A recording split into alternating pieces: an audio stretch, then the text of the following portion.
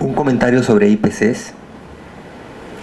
Próximamente tenemos que hacer el anuncio, vamos a hacer el anuncio sobre qué iniciativas privadas cofinanciadas se aceptan de las 60 y tantas que se presentaron, aunque 20 y tantas, digamos, no cumplían con los requisitos para ser admitidas a trámite.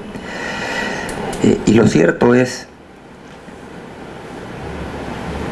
hay tal cantidad de iniciativas presentadas que se van a aceptar muchísimas, estamos hablando muchísimas en el orden de, quizás alrededor de 20,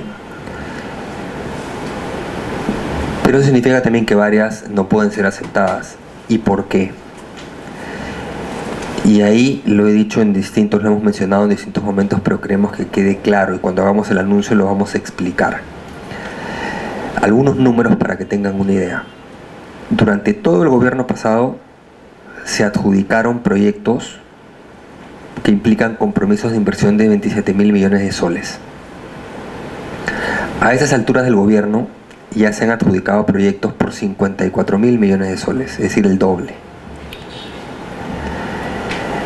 Solo con las iniciativas privadas que tenemos preliminarmente marcadas para aceptar, ahora todavía evidentemente falta cerrar una última decisión a nivel de coordinación multisectorial, estamos todavía ahí en la etapa de hilar fino, pero ya hay un orden de magnitud y una preselección.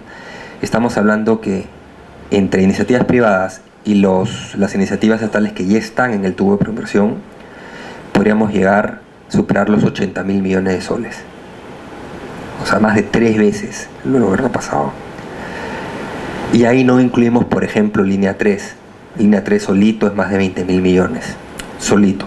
Y todavía falta la ventana que arranca en enero a febrero y se decide en abril del próximo año, como iniciativas privadas. Como iniciativas estatales le diría que ya tenemos un tubo importante, un portafolio importante de proyectos.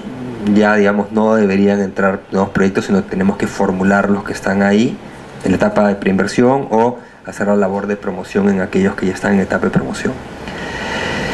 Es un portafolio inédito en términos de la magnitud y que va a hacer que se sostenga, le digo, y con lo que viene un poco después vamos a hablar de más de 100.000, o sea, 4 veces.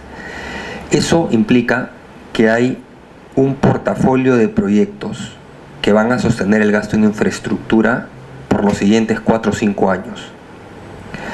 Ahora, ¿por qué no podemos aceptar todos? Porque la restricción fiscal lo impide. Tiene muchos beneficios las asociaciones público-privadas, pero tienen un gran defecto. Y el gran defecto es que en la práctica vuelven el gasto en infraestructura pública permanente. O sea, no es que el gasto se nos queda por 2-3 años, que es la fase constructiva del proyecto. Se queda absolutamente rígido en pico, básicamente por 15 y después por operación y mantenimiento.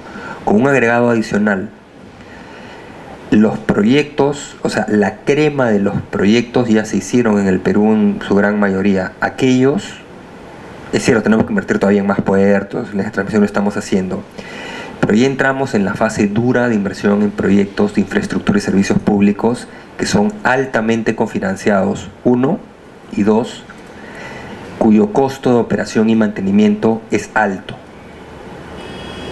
y no se cubren con tarifas de usuarios. Entonces hay que tener muy presente esa restricción cuando se dice, pero concedamos una línea de metro por año y ese tipo de cosas, ¿no? O sea, sí hay una restricción que hay que preservar.